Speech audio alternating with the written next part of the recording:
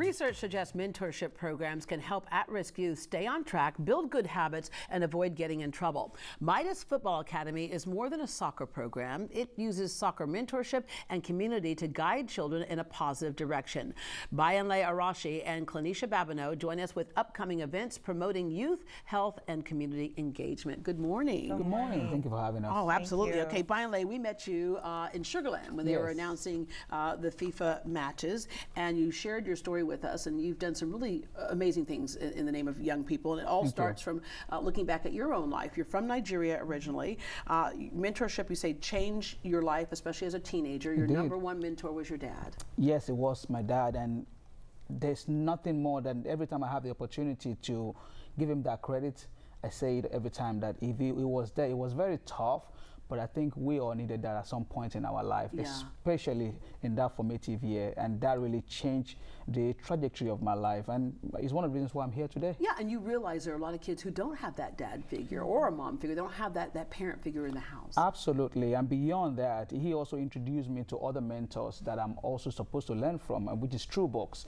You know, through books you can travel the world. Yeah. And I had the privilege of reading some amazing books from great authors, and that really was the foundation for me, and that's why I'm doing the work I do today. You played soccer growing up. I am always a fan of children being involved in something that's team, something that's bigger than themselves, something that challenges themselves, and even when they don't feel like showing up, they feel that they need to show up for others. Yes, I did play, even though it was a mixture of playing and also studying very hard, but it teaches you to know that, okay, you need to have a foundation in both areas, of course, playing and also studying, and that really set a great foundation for you. All right, you served as a Texas correctional officer, and that's when you saw the impact of no mentorship or structure in youth, and it just kind of hit you hard. Yes, so I've seen the good of both worlds, so to say. As a young person, I work as a broadcaster, of course, before working as a correctional officer, and as a broadcaster, I had the chance of seeing the world, covering sports, and of course, working as a correctional officer, I saw the worst of young men at really 16, 17 years old. And then I started asking myself the question, what can I do about this situation? I said, okay, rather than opening the gate for young people to come into prison, I'd rather be a gatekeeper, providing the pathway for them to be a success in life. Wow, okay.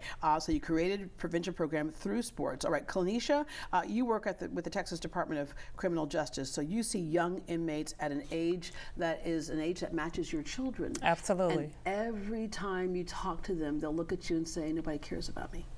Nobody cares. I just wish someone cares. No one wants to listen. Even if I'm talking to them and mentoring them, they'll say, you don't care, and then they'll look at me to make sure, is this really genuine? Yeah. So they're not used to having a genuine encounter with someone to mentor them and you want to reach them before they get to that point, before they're so cynical. Absolutely. They're cynical with good reason, right? Yes, of how adults have failed them. Yes. So you're passionate about early intervention and prevention. You know, part of your backstory is you struggled with obesity. I did. And you know, I was a pretty chunky child growing up too. And I know how people would pick on you and the whole bit and how you felt about yourself. How did you perceive yourself as a young person, and how could that have gone awry for you? The struggle with self-esteem was low, but I masked it with some type of confidence or me being quiet. I was always a fighter. So you can never tell that the self-esteem was low until I hit that mark of being bullied. So in the heat of the moment of being bullied, you can see that the self-esteem level was low.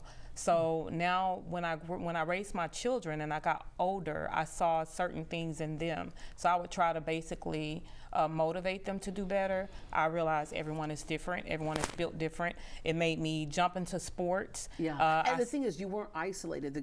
So many kids who get bullied will almost self-isolate to avoid being bullied. You were not isolated. You were in sports. You were in band. And I know I was in band as well. It provides structure. That thing I talked about, being a part of a team. Absolutely. And you could have, whether somebody else was bullying you or not, you knew what your accomplishments were. That's right. That's right. So I have to dig down within and find it myself.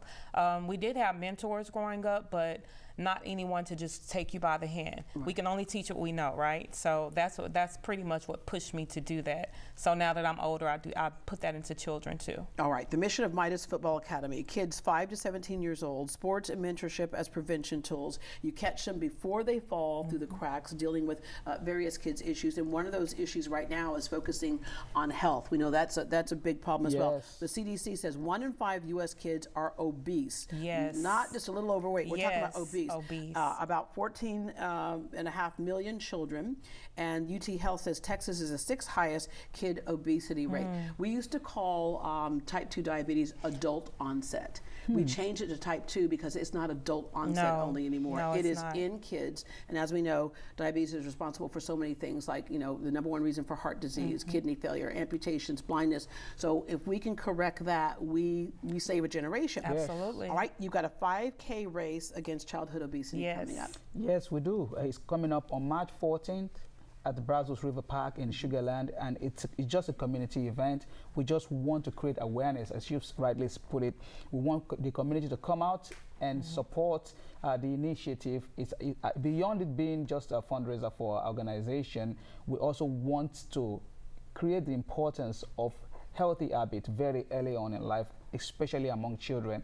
And it just starts by basic healthy decisions every day. Yes. Waking In up fact, to the CDC had said that this is the first generation that might not live as long as their parents, even though medical technology and science can help them live twice as long as us. Yes, absolutely. And we all know the reasons why that is, because it is either they're on the computer playing games or they are not doing any form of sporting activity. Exercise, nutrition. So for us, we feel this event is very, very important. It's our second one, and we are hoping that on that day we're going to have the community, the entire city coming out to support us and to make a statement about the event, to say, okay, we believe in this cause and we want you to be a success. Yeah, and the money raised will go into the programs that you're doing. And that's actually one of the main reasons for us. Whatever we raise that day goes back into our mentorship program. Last year we had a very great opportunity by Houston Dynamo and Dash Charity.